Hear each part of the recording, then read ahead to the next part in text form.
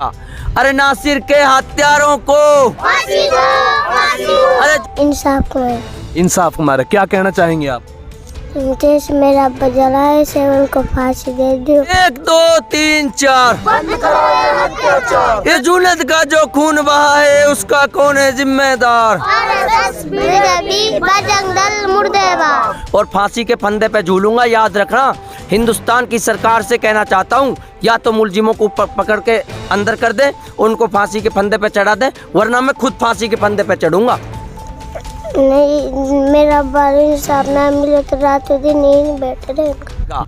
अरे नासिर के हत्यारों को फांसी दो, फांसी दो। अरे जुनैद के हत्यारों को फांसी दो, फांसी दो। अरे नासिर के हत्यारों को फांसी दो, फांसी दो। अरे जुनैद के हत्यारों को फांसी दो, फांसी दो। अरे जोर से बोलो फांसी दो, फांसी दो, फांसी दो। आवाज से बोलो फांसी दो, फांसी दो, फांसी दो। सब मिलकर बोलो फांसी दो। फांसी दो, फांसी दो। अरे उमर के हत्यारों को फांसी दो, फांसी दो। इनकलाब, जिंदाबाद, इनकलाब। जिंदाबाद। 1 2 3 4 बंद करो ये अत्याचार। 1 2 3 4 बंद करो ये अत्याचार। अरे नासिर का जो खून बहा है उसका कौन है जिम्मेदार? आरएसएस, बीजेपी, बजरंग दल, मुर्दाबाद। अरे तमाम देश के लोग इस वीडियो को जो देख रहे हैं, मैं आपके मीडिया के माध्यम से कहना चाहता हूँ, भाइयों जागो, हिंदू मुस्लिम सिख ईसाई सब एक साथ आ जाओ।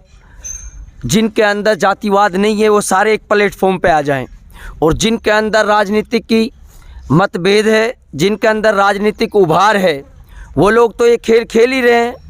क्योंकि जब अंग्रेज़ों ने कांड किया था उसके बाद में ये पहला कांड देख रहा हूँ मैं, नासिर और जुनैद को जिंदा जलाया गया। हिंदुस्तान की जितनी भी जनता इस चैनल को देखे, तमाम लोगों से गुजारिश है शेयर ज़रूर करें इस चैनल को, ताकि ये घटना का पता ओजू चल सके कि 1 महीने के बाद भी इंसाफ नहीं मिला और फिर परिजनों के साथ बैठना पड़ा मोहम्मद जाबिर को आके, फिर रोना पड़ा मीडिया के आगे आके। आखिर ये भेदभाव क्यों? आपके मीडिया के माध्यम से कहना चाहता हूँ, मैं आत्महत्या करूँगा अगर पुलिस मुलजिमों को गिरफ्तार नहीं करती। अशोक गहलोत साहब एक तरफ तो कहते हैं कि जो कन्हैया लाल के हत्यारे हैं वो आतंकवादी हैं क्योंकि वो मुस्लिम थे, लेकिन एक तरफ है बजरंग दल, खुलेआम गुंडागर्दी करते हैं, हथियार लहराते हैं, और जिसका दिल चाहा उसकी जान ले ली, उसके बच्चों को यतीम कर दिया, किसी पर तरस नहीं खाते। तो आप क्या कहेंगे कि ये आतंकवादी हैं या नहीं है? अगर आतंकवादी हैं तो फिर सरकार इनको क्यों बढ़ावा देती है? ये सरकारी आतंकवादी तो हैं, मगर ये सरकारी आतंकवादी हैं। कौन सा सरकारी आतंकवादी हैं? ये हिंदुस्तान की सरकार है ना जो, उसके आतंकवादी हैं। और सरकारी आतंकवादी, इनको सर्टिफिकेट दे रखा है, आईडी कार्ड बना के दे रखे हैं, special stock force Bajrang Dal के नाम से। इनसे बड़ा गुंडा और आतंकी कौन होगा जो जिंदे इंसानों को जला दें? और ये कहते हैं कि हम गाय माता की रक्षा करते हैं। बे हरामियों, नालायकों, तुम गाय माता की रक्षा करते हो? बेशर्म बेहुदा बातें करने वालों, तुम गाय माता की रक्षा करते तो इंसानों को कैसे जला सकते? जब तुम एक जानवर की रक्षा करने के लिए पैदा किए गए हो तो इंसान की तो जानवर से ज़्यादा कीमत है। तुम कैसे गाय की रक्षा करने वाले हो सकते हो? ये गौ रक्षक ही गौ तस्कर हैं, ये खुद धंधा कर रहे हैं, इनका कारोबार है। ये तो नरेंद्र मोदी ने भी कहा था, दिन में गाय के नाम पर काला धंधा करते हैं, रात में इनका कारोबार कुछ और ही नजर आता है।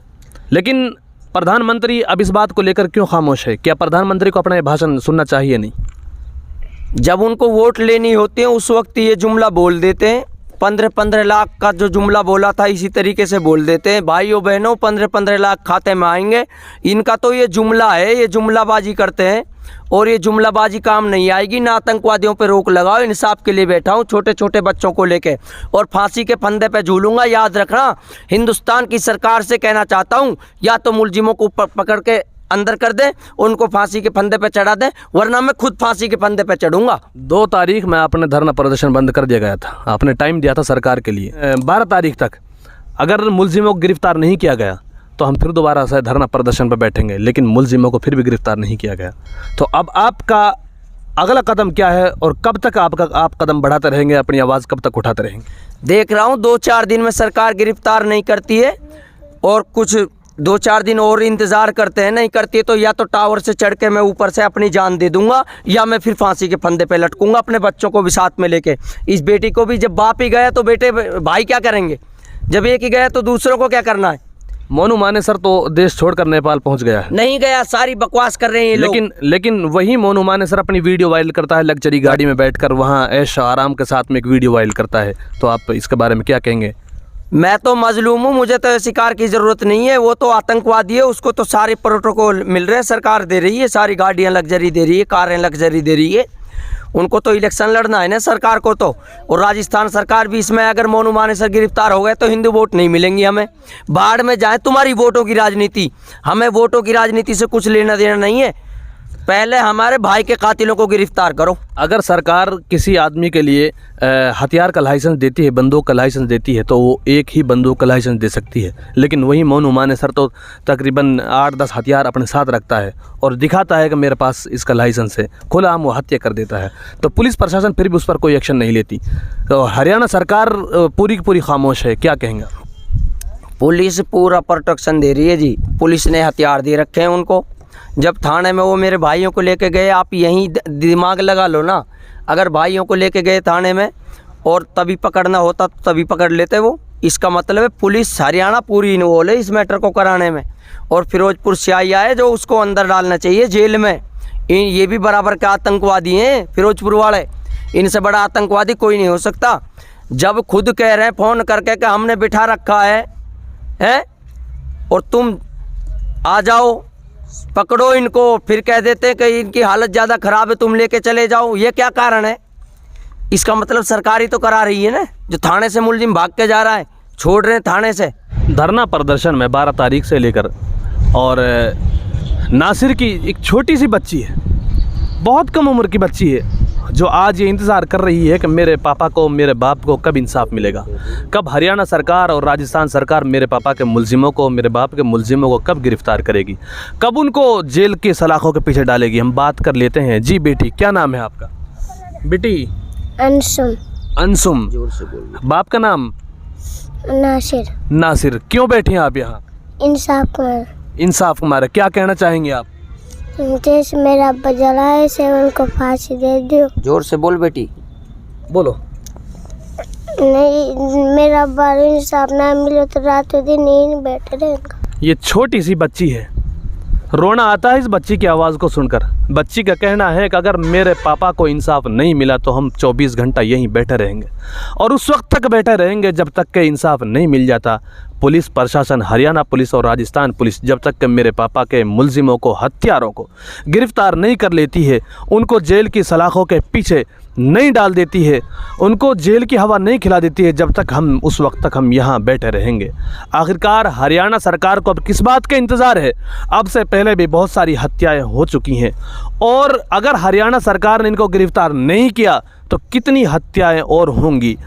ये बच्ची देश के प्रधानमंत्री से सवाल कर रही है, देश के गृह मंत्री से सवाल कर रही है, हरियाणा के मुख्यमंत्री से सवाल कर रही है, राजस्थान के मुख्यमंत्री से सवाल कर रही है, हरियाणा पुलिस और राजस्थान पुलिस से सवाल कर रही है कि मेरे पापा के मुलजिमों को, हत्यारों को जल्द से जल्द गिरफ्तार किया जाए और जेल की सलाखों के पीछे उनको डाला जाए, उनको जेल की हवा खिलाई जाए।